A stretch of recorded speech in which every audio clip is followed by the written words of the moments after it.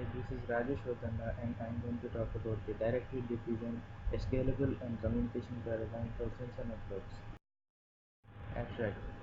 Advances in processor, memory, and radio technology enable small and cheap nodes capable of sensing, communication, and computation, whose networks can coordinate to perform distributed sensing of environmental phenomena. In this paper, we explore the directed diffusion for such paradigm coordination. Introduction. Directed diffusion is data-centric and in all communication is named for data and all its nodes in network are application away. This enables diffusion to save energy by selecting empirically good paths. Here we explore and evaluate the use of directed diffusion for a simple remote surveillance network. So, for example, one or more human operators pose to any node in this network questions of the form, like how many pedestrians do you observe in the geographical region X, or tell me in what direction does that vehicle Y is moving. And these queries result in sensors within specified region being asked to start collecting information. Once individual nodes detect pedestrians or vehicle movements, they might collaborate with neighboring nodes to disambiguate pedestrian location or vehicle movement direction, and one of these nodes might then report the result back to the human operator. So these sensor networks, they're very robust. So they then motivated by this robustness, scaling, and energy efficiency requirements. This paper, we examine a new data dissemination paradigm for such sensor networks, which we call directed diffusion. It's a data-centric and data generated by sensor nodes is named by attribute value pairs. And for example, a human operator's query would be transformed into an interest that is diffused towards nodes into regions X or Y. When a node in that region receives an interest, it activates its sensors which begins collecting information about pedestrians. When the sensors report the presence of the pedestrians, this information returns along the reverse path of the interest propagation, and intermediate nodes might aggregate the data. Example, more accurately pinpoint the pedestrian's location by combining reports from the several sensors in that area. An important feature of directed diffusion is that interest and data propagation and aggregation are determined by localized interactions. And directed diffusion is significantly different from IP-style communication, where nodes are identified by their endpoints and inter-node communication is layered at end-to-end delivery service inside the network. In this paper, we described the direction diffusion as one instantiation of this paradigm for sensor query dissemination and processing. We also saw that with directed diffusion, one can realize robust multi-path delivery empirically adapted to a small subset of network paths and achieve significant energy savings when intermediate nodes aggregate responses to queries. Distributed sensors networks. Before we describe the directed diffusion, we must describe the expected architectures of sensor networks. It's not unreasonable to expect the following, like uh, in a future in the future the sensor networks might be like matchbox sized, and they might have a battery power source, like the battery might come up to several days or months, and a power conserving processor clocked at several hundreds of megahertz.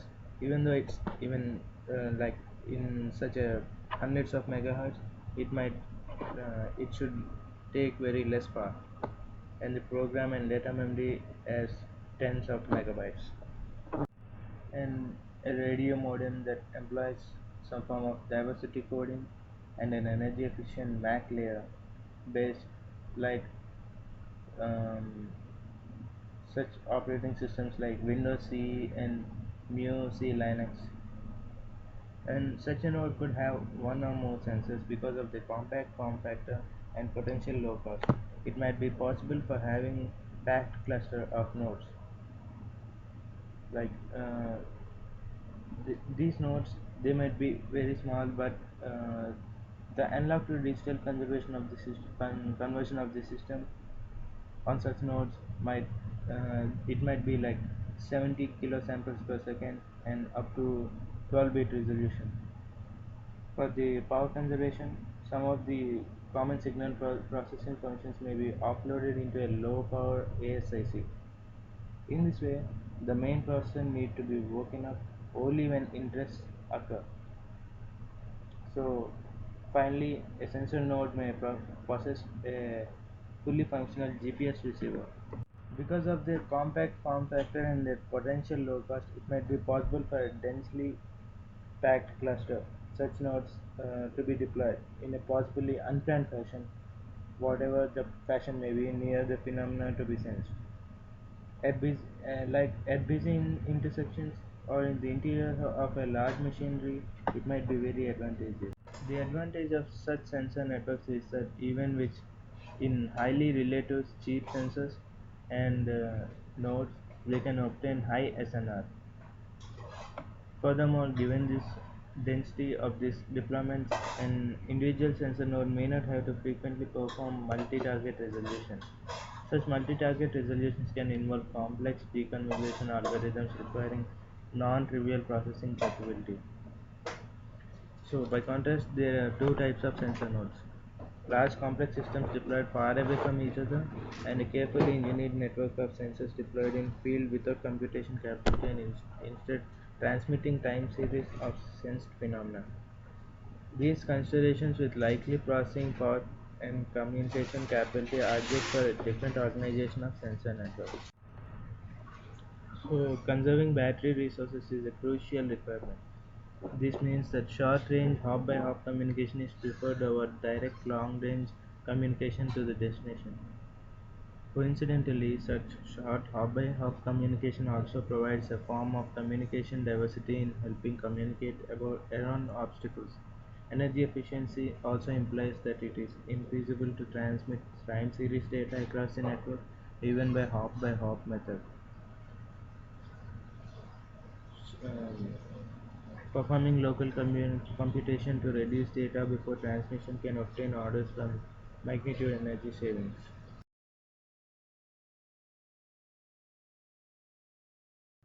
Directed diffusion. Directed diffusion consists of several elements. Data is named using attribute value pairs. The sensing task toward the network is called as interest for named data. This decimation uses gradients within network to draw events, which starts flowing towards originators of interest along multiple paths. And the naming. Task descriptions are named by attribute value pairs that describe a task. The task description specifies an interest for data matching the attributes called as interests. The choices for attribute value changes are like hierarchical or intentional, etc. Mostly hierarchical are preferred. Interests and gradients. An interest is usually injected into the network at some node in the network and it is termed as sink. For such tasks, the sink periodically broadcasts an interest message to each of its neighbors. The interval rate specifies an event data rate. Even every node maintains an interest cache which corresponds to a distinct interest. An interest cache entry has several fields like a timestamp field or a gradient field up to one per neighbor. Data propagation. A sensor node that detects a target searches its interest cache for matching interest entry. When it finds its desired one, it computes the highest requested events among all its outgoing gradients. The node tasks its sensor subsystem to generate event samples at its highest data rate. A node receives a data message from its neighbor's attempts to finding a matching interest entry on its cache or message is resended to the node's neighbors. Reinforcement. Once sources detect a matching target, they send low-rate events towards the sink. The sink then reinforces one particular neighbor to draw down higher quality events. Then it selects an empirically low delay path so that the efficiency is very high. and the discussion. The directed diffusion paradigm itself does not limit the designer to a particular usage like inter setup gradients drawing down data. It allows other uses like nodes propagating data in the absence of interest. It is different from traditional networking in many ways. Diffusion is data centric and there are no routers in the sensor network. Sensors do not need any globally unique identifiers or addresses, and strictly local communication implies that as far as node knows, the data received from it is that neighbor which is energy efficient. Evaluating directed diffusion. Here we report some results from the preliminary performance evaluation of our location tracking sensor network. Packet level simulation is used to explore the implications of some of our design choices.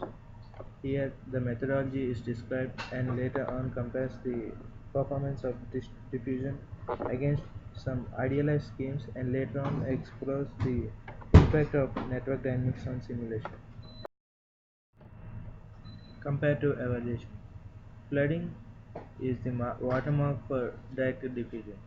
In the omniscient multicast systems, each source transmits its events along a shortest path multicast tree to all sinks. The figure A, shows the average dissipated energy per packet as a function of the network size. Omniscient multicast dissipates a little less than a half much energy as packed per node than flooding. Figure B shows the average delay observed as per the function of the network size. Directed diffusion has the delay comparable to that of the omniscient multicast, but directed diffusion is way better. Flooding uses MAC broadcast exclusively. Impact of the dynamics. The impact of dynamics is on directed diffusion. We simulate the node failures in a way by turning off the sensor nodes repeatedly for a fixed fraction of 30 seconds. And these nodes are uniformly chosen by the sensor field. The main intention is to create node failures in the paths diffusion, which in turn create random failures elsewhere in the network. The dynamics experiment imposes fairly adverse conditions for the data dissemination protocol. The low energy dissipation results from the failure of some high quality paths. The experiment reveals that diffusion does not, under dynamics, incur remarkably higher energy dissipation or event delivery details. High ideal power ratio. The following figure shows the distinction between the radio power dissipation parameters. In this type, we are comfortable flooding at the event.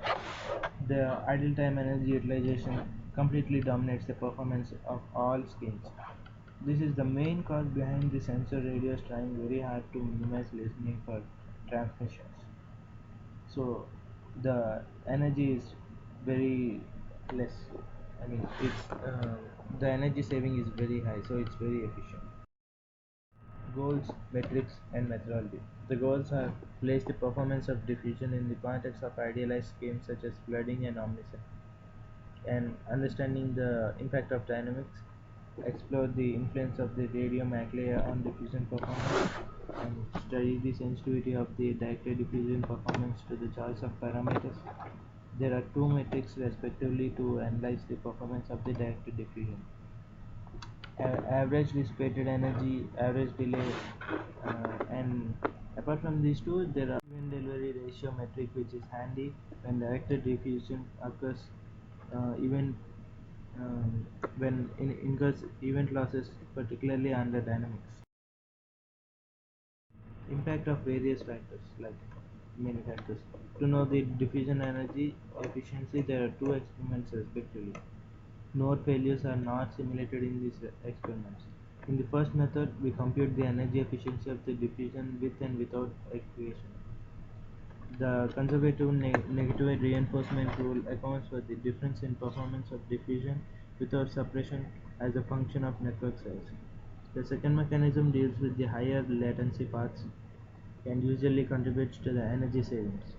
The figure A, it shows diffusion expends nearly 5 times as much as energy in smaller sensor fields when it can suppress duplicates.